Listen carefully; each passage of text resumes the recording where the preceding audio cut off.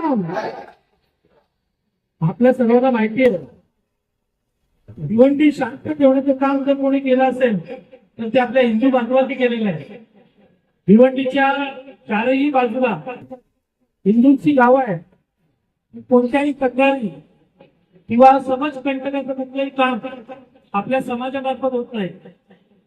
पण आता शासनाने धर्मांतरण बंदी कायदा आणलाय आणि या धर्मांतरण कायद्याच्या बंदीमुळे, या कायद्यामुळे बरेच समाजाला निरीक्षण लागलेले आहे आणि त्याची जी पिढी दिसून येते.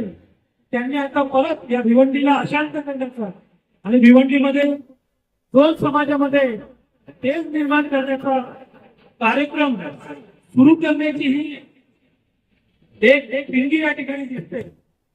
पण आपण सर्वांनी वेळेत जागरूक झालं पाहिजे.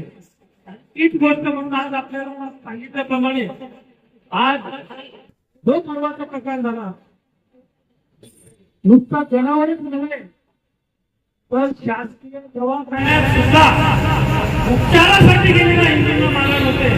हे किती भयावह आहे. ही घटना फार भयानक आहे.